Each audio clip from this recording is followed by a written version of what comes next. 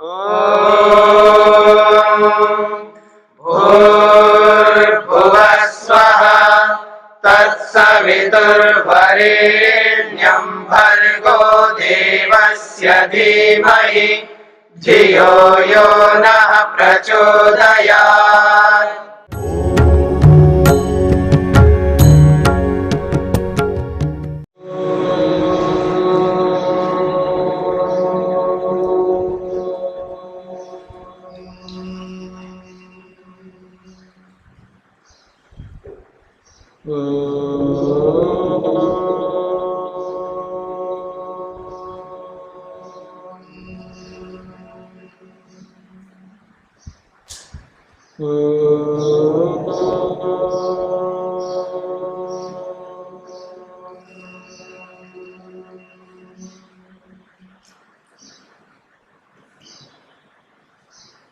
सांख्य कारिका का 5वां दिन, पृष्ठ संख्या 103, कारिका की जो संख्या है 32।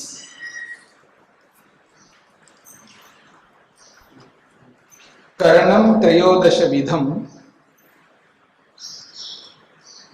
तत् आहरण धारण प्रकाशकरम कार्यं च तस्य दशधा हार्यं धार्यं प्रकाश्यं च।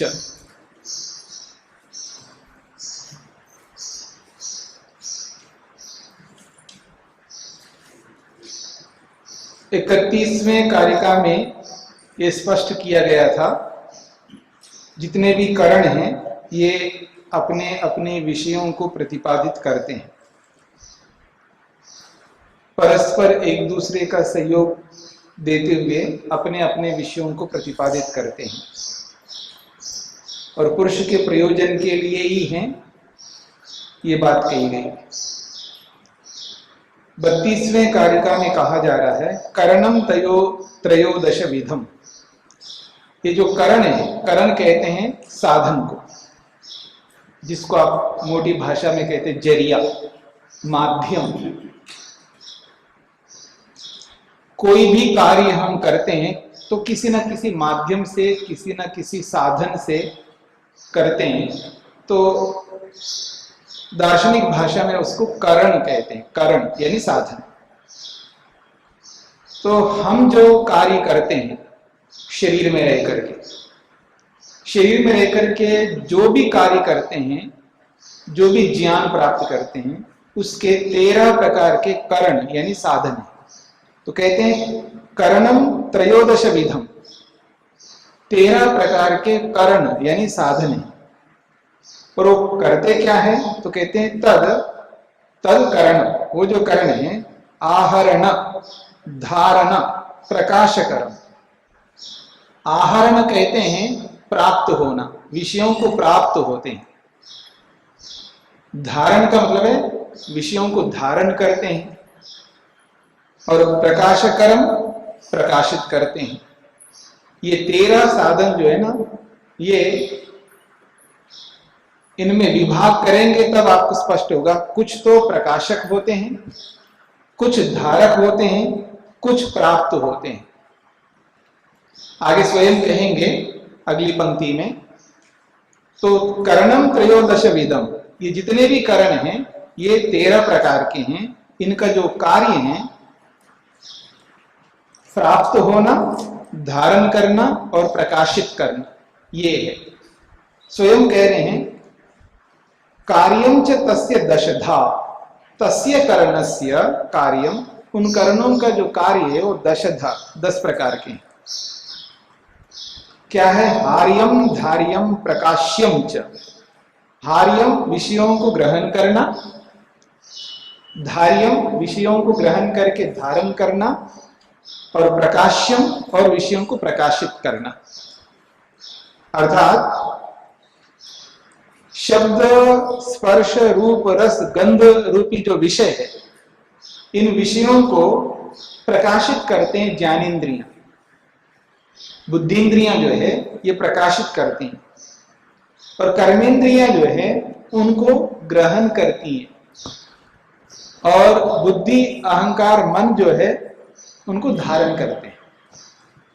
मेरी बात समझ रहे? बुद्धिंद्रियां यानी ज्ञानेन्द्रियां जो है वो विषयों को प्रकाशित करते हैं। प्रकाशित करने का मतलब समझते हैं? प्रकट करते हैं, जनाते हैं। विषयों की जानकारी ज्ञानेन्द्रियों से होती है ना। रूप, रस, गंध, स्पर्श, शब्द का ज्ञान हमें होता है, देखने योग्य है या नहीं है, ठीक है ना, सुनने योग्य है या नहीं है, तो ज्ञान तो कराएंगे ना। तो बुद्धिंद्रियां जो है, ज्ञानेन्द्रियां विषयों को प्रकाशित करती हैं और कर्मेंद्रियां जो है उनको प्राप्त करती हैं और मन, अहंकार, बुद्धि जो है उनको धारण करती हैं। तो हार्यम, धार्यम, प्रकाश्यम च। हार्यम ग्रहण करना, विषयों का काम, यानी विषयों का ग्रहण करना, ये कौन है? कर्मेंद्रियां। और धार्यम धारण करती है, ये कौन है? मन, बुद्धि, अहंकार। और प्रकाश्यम और विषयों को प्रकाशित करते कौन? बुद्धिंद्रियां यानी ज्ञानेन्द्रियां। तो ज्ञानेन्द्रियां जो है विषयों को प्रकाशित करती है, कर्मेंद्रियां विषयों को ग्रहण करती है और मन, बुद्धि, अहंकार जो है उनको धारण करते हैं। स्पष्ट हो गया? अगली बात, अंतःकरणम त्रिविधम दशधा बाह्यम त्रयस्य विषयाख्यम सांप्रत कालम बाह्यम त्रिकालम आभ्यंतरम करणम। अब ये 13 प्रकार के करण बताएं पिछली कारिका में। पिछली कारिका में 13 प्रकार के साधन बताए, अब उनका विभाग कर रहे हैं। अंतःकरणम त्रिविधम, 3 प्रकार के जो करण है, साधन है, वो अंतःकरण है, उनको अंतःकरण कहते हैं, यानी अंदर काम करने वाले। मन, बुद्धि, अहंकार जो है ये अंतःकरण कहलाता है। त्रिविधम अंतःकरणम, अंतःकरण 3 प्रकार का है। और दशधा बाह्यम, और बाह्यकरण जो है वो 10 प्रकार का है। दशधा बाह्यम करणम, 10 प्रकार का बाह्यकरण है। त्रयस्य विषयाख्यम, और त्रयस्य अंतःकरणस्य विषयाख्यम, वो उन तीनों अंतःकरण का यानी मन, बुद्धि, अहंकार का ये जो 10 बाह्यकरण है वो विषय बनते हैं, द्वार बनते हैं। क्योंकि वो ही 10 द्वार बनते हैं मन, बुद्धि और अहंकार के। क्योंकि उनके बिना मन, बुद्धि, अहंकार सीधा सीधा तो ग्रहण नहीं कर सकते हैं ना, सीधा सीधा धारण नहीं कर सकते। एक प्रकार से वो द्वार बने हुए, रास्ते बने हुए। तो कहते हैं त्रयस्य अंतःकरणस्य विषयाख्य, उन तीनों अंतःकरण का वो विषय रूप है, द्वार रूप है। फिर कहते हैं सांप्रत कालम बाह्यम, ये जो बाह्य है, 10 इंद्रियां हैं, ये सांप्रत कालम, ये प्रत्यक्ष को बताने वाले होते हैं। सांप्रत कालम का मतलब है प्रत्यक्ष कालम, प्रत्यक्ष को बताने वाले। संप्रति कहते हैं वर्तमानता, संप्रति वर्तमान। संप्रति अहम वदामि, वर्तमान में क्या कर रहा हूं मैं? बोल रहा हूं, तो ये वर्तमान में बोल रहा हूं ना। तो ज्ञानेन्द्रियां, कर्मेंद्रियां जो वर्तमान काल में काम करती हैं, वर्तमान में काम करती हैं। फिर कहा त्रिकालम आभ्यंतरम करणम, और जो अंतःकरण जो है वो त्रिकाल के लिए काम करते हैं। वो वर्तमान में तो काम करते ही हैं, भूत में भी काम करते हैं और भविष्य में भी काम करते हैं। यानी भूत के बारे में भी उसको ज्ञान है, बोध है, वर्तमान का तो है ही है और भविष्य का भी है। तो त्रिकालम आभ्यंतरम करणम, ये तीनों कालिक है। यानी मन जो है भूत के बारे में भी विचार करता है, भविष्य के बारे में भी विचार करता है और वर्तमान काल में विचार करता ही है। भूतकाल का अनुभव अहंकार करता है, वर्तमान का भी अनुभव करता है और भविष्य का भी अनुभव करता है। मैं था, ये क्या है? मैं था ना, कल नहीं था, मैं था कल, ये जो मैं था, ये जो अनुभूति हो रही है, किसको हो रही है? अहंकार के माध्यम से हो रही है ना। तो ये भूतकाल के बारे में भी अनुभव करता है। मैं हूं, अहमस्मि, मैं हूं, ये वर्तमान काल का है। मैं रहूंगा, ये भूतकाल का है। ठीक है, मैं रहूंगा भविष्य काल का है ना। और देखिएगा, निर्णय, कल भी मैंने निर्णय किया था, पता नहीं कितने विषयों के बारे में निर्णय किया था कल। आज भी निर्णय कर रहा हूं, भविष्य में भी करूंगा। तो बुद्धि जो है भूतकाल के लिए भी है, वर्तमान काल के लिए भी है, भविष्य काल के लिए भी। अहंकार भूतकाल के लिए भी है, वर्तमान काल के लिए भी है, भविष्य काल के लिए। मन भूतकाल के लिए, वर्तमान काल के लिए, भविष्य काल के लिए। तो कहते हैं त्रिकालम आभ्यंतरम करणम, तीनों कालों में काम करने वाला है ये अंतःकरण। और सांप्रत कालम बाह्यम, और बाह्य जो है वो सांप्रत कालम, यानी वर्तमान काल में मैं देख रहा हूं तो वर्तमान काल में देखूंगा, भूतकाल को नहीं देख सकता, भविष्य काल को नहीं देख सकता, वर्तमान काल को ही देख सकता। किसी विषय को ग्रहण करूंगा तो वर्तमान काल में ग्रहण करूंगा, भूतकाल में नहीं, ना भविष्य काल में। तो बाह्य करण जो है, 10 करण, ये वर्तमान काल में काम करते हैं। 10 इंद्रियां वर्तमान काल में काम करते हैं, और बाकी अंतःकरण जो है ये वर्तमान में भी करते हैं, भूत में भी करते हैं, और भविष्य में भी करते हैं। ये स्पष्ट हो गई? आगे बढ़िए। बुद्धिन्द्रियाणि तेषां पंच विशेष अविशेष विषयानि, वाक् भवति शब्द विषया, शेषानि तो पंच विषयानि। एक बात कही जा रही है, बुद्धिन्द्रियाणि तेषां करणानां, उन करणों में, बुद्धिन्द्रियाणि, जो बुद्धिन्द्रिय यानी ज्ञानेन्द्रियां, ये कैसे हैं? 5 हैं। विशेषा अविशेष विषयानि, ये विशेष और अविशेष विषय वाले। बुद्धिन्द्रियां जो है सामान्य विषयों का भी ज्ञान प्राप्त करती हैं और विशेष विषयों का भी ज्ञान प्राप्त करती है, दिव्य और अदिव्य का बोध कराती हैं। ज्ञानेन्द्रियां जो है दिव्य और अदिव्य का बोध कराती है। दिव्य का अर्थ होता है विशेष, और अदिव्य का अर्थ होता है सामान्य। ये बात समझ में आ रही है? सामान्य रूप का भी बोध कराती हैं और विशेष रूपों का भी बोध कराती हैं। तो पांचों ज्ञानेन्द्रियां सामान्य जानकारी भी कराती हैं और विशेष जानकारी भी कराती है। इसलिए कहा जा रहा है तेषां पंच बुद्धिन्द्रियानि, उन करणों में जो 5 बुद्धिन्द्रिय हैं, ज्ञानेन्द्रियां हैं, ये विशेष और अविशेष दोनों विषय वाले हैं, दोनों का ग्रहण कराती हैं।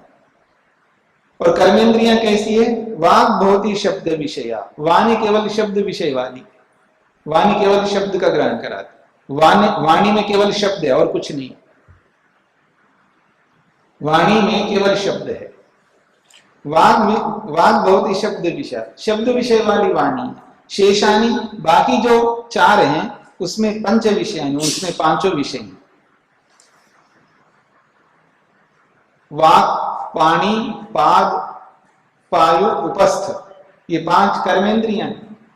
इन 5 कर्मेंद्रियों में वाणी जो है केवल शब्द विषय वाली, और बाकी जो 4 हैं उसमें 5 विषय हैं। हाथ में 5 विषय हैं, पांव में भी 5 विषय हैं, चारों में है 5। वाणी में केवल वाणी है, केवल शब्द को ही ग्रहण करती है। शब्द को ग्रहण करती है मतलब उसमें केवल शब्द ही विषय है।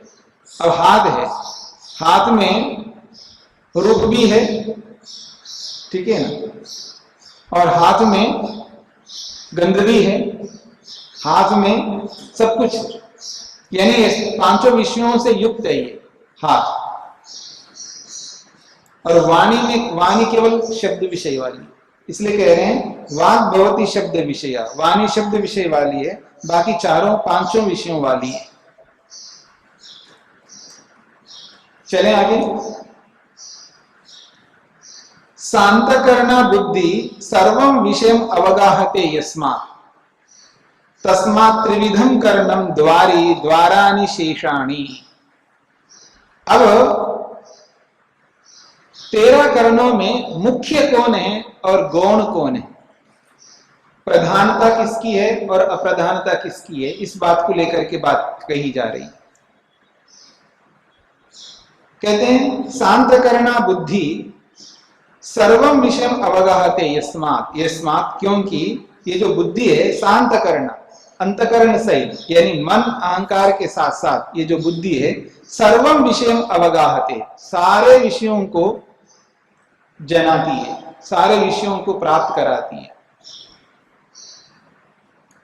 तस्मात् त्रिविधम करणम द्वारी, इसलिए त्रिविधम करणम द्वारी, तीनों जो करण है अंतकरण ये द्वारी है, ये प्रमुख है, तीनों प्रमुख है। द्वारानि शेषानि, और बाकी जो 10 बाह्य करण है ये द्वार मात्र है यानी अप्रधान है। द्वारी का मतलब है प्रधान और द्वार का मतलब है अप्रधान।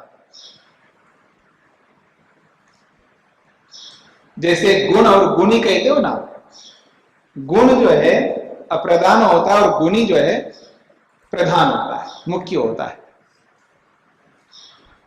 स्पष्ट हो रहा है? गुण गौण है और गुणी मुख्य है। जिसके आधार पर जो होते हैं वो मुख्य होता है।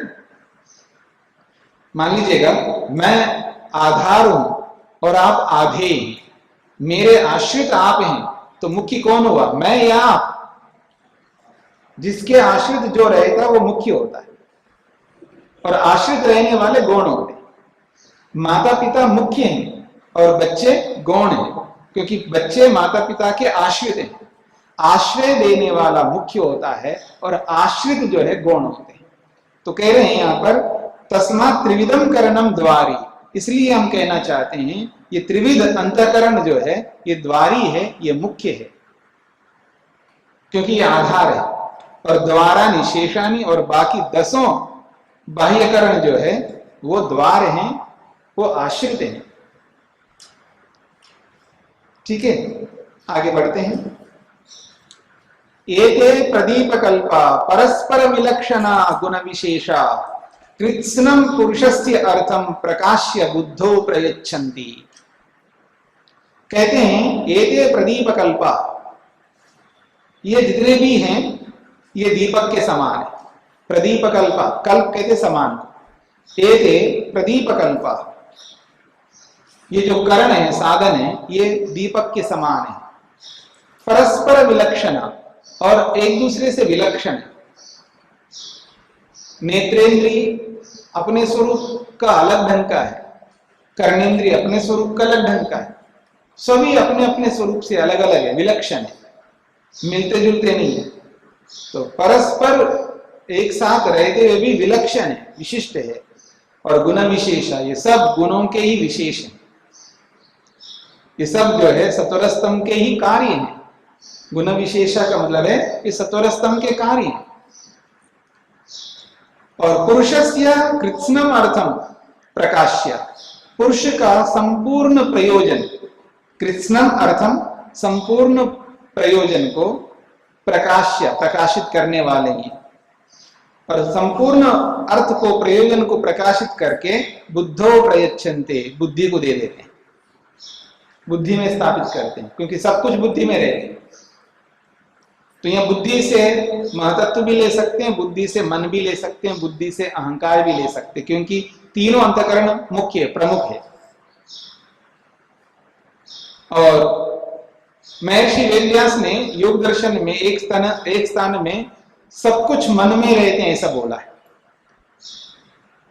मनसी वर्तमाना पुरुषे विपदिश्यन्ते कस्मात् सही तत्फलस्य भोक्ता इति, ऐसा महर्षि वेदव्यास ने योग में स्पष्ट किया। सब कुछ मन में रहते हैं, सब कुछ मतलब सुख है, दुख है, ज्ञान है, धर्म अधर्म, कुछ भी हो सब मन में रहते हैं। सुख आता भी मन में, दुख आता भी मन में, ज्ञान आता भी मन में, जो कुछ भी बाहर से आता है सब आकर के मन में इकट्ठे होते हैं, सब मन में रहते हैं। सुख होता भी मन में, दुख होता भी मन में, सब कुछ मन में होता है, मन को ही सब कुछ होते हैं। फिर भी पुरुष में कहे जाते हैं। मैं बहुत दुखी हूं, मैं बहुत सुखी हूं, मेरे पास बहुत ज्ञान है, मैं ज्ञानवान हूं, तो ये पुरुष में कहे जाते हैं। क्यों? सही तत्फलस्य भोक्ता, क्योंकि उन फलों का भोग करने वाला आत्मा है, इसलिए आत्मा में कहे जाते हैं, पर रहते हैं वास्तव में मन में। ऐसा महर्षि वेदव्यास ने एक जगह स्पष्ट किया। और एक जगह बोलते हैं बुद्धो, बुद्धि में रहते हैं, तो वहां योग में बुद्धि और मन एक ही बात है। तो यहां पर भी बुद्धो प्रयच्छन्ति का अर्थ यदि आप उसके अनुरूप लेंगे तो मन को ले सकते हैं, अगर मन को नहीं लेना है तो अंतकरण शब्द से बोल सकते हैं, बुद्धि अंतकरण कहलाती है। तो कृत्स्नम पुरुषस्य अर्थम प्रकाश्य, पुरुष के संपूर्ण प्रयोजन को प्रकाशित करके बुद्धो प्रयच्छन्ति, ये सब अंतकरण जो है बुद्धि को दे देते हैं, बुद्धि में रख देते हैं। एक प्रकार से बुद्धि जो है स्टोरेज है, स्टोर है, उसी में रहते हैं सब कुछ। संस्कार बुद्धि में रहते हैं, ज्ञान विज्ञान बुद्धि में रहता है, और काम क्रोध लोभ मोह ईर्ष्या अहंकार सब बुद्धि में रहते हैं। जो भी सुख आता है बाहर से सब बुद्धि में रहता है, जो भी दुख आता है वो भी बुद्धि में रहता है, सब कुछ बुद्धि में रहता कहो या मन में रहता कहो, कोई अंतर नहीं। तो कृत्स्न पुरुषस्य अर्थम, पुरुष के संपूर्ण प्रयोजन को ये सब कर्म जो है प्रकाशित करके बुद्धि को दे देते हैं, ये इसका अभिप्राय है। चले, सर्वं प्रति उपभोगम यस्मात् पुरुषस्य साधयति बुद्धि साएव च विशिनष्टि पुनः प्रधान पुरुषांतरम सूक्ष्मम। एक बात कही जा रही है, सर्वं प्रत्युपभोगम यस्मात्, यस्मात् क्योंकि बुद्धि जो है सर्वं प्रत्युपभोगम, प्रत्युपभोगम सर्वम, प्रत्येक उपभोग को, प्रत्येक उपभोग को, और वो भी सर्वम सबके, मनुष्य का जो भी उपभोग है वो, पशु का जो भी उपभोग है वो, जितने भी योनियां हैं समस्त योनियों के जो भी उपभोग हैं, भोग हैं, तो सर्वम प्रत्युपभोगम, प्रत्येक प्राणी का, प्रत्येक योनि का सब कुछ उपभोग बुद्धि साधयति पुरुषस्य, पुरुष के उपभोग को, पुरुषस्य, पुरुष के प्रत्युपभोगम, पुरुष के समस्त उपभोगों को बुद्धि साधयति, बुद्धि ही सिद्ध करती है।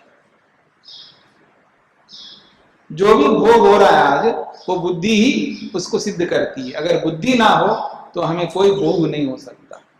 तो सर्वम प्रत्युपभोगम, चाहे वो मनुष्य का उपभोग हो, चाहे पशुओं का उपभोग हो, चाहे पक्षियों का उपभोग हो, प्राणी मात्र का जो भी उपभोग है वो है प्रत्युपभोगम सर्वम, प्रत्येक उपभोग प्रत्येक योनि से संबंधित, सर्वम उपभोगम। प्रत्युपभोगम का मतलब प्रत्येक उपभोग, मनुष्य का भी उपभोग अलग अलग प्रकार का है ना, रूप का उपभोग अलग है, गंध का अलग है, पांचों विषयों का अलग अलग उपभोग है, और मधुर का उपभोग अलग है, अम्ल का उपभोग अलग है, लवण का उपभोग अलग है, कटु का उपभोग अलग है, तिक्त का उपभोग अलग है, कषाय का उपभोग अलग है, और मधुरों में भी अलग अलग मधुर है, सारा ये उपभोग है।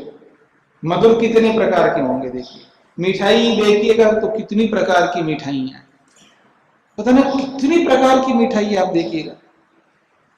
कभी कभी तो 56 भोग लगाते हैं, 56 भोग तो ऐसे बोल देते 56, पता नहीं कितने प्रकार के भोग है, मिठाइयां कितने प्रकार की मिठाइयां।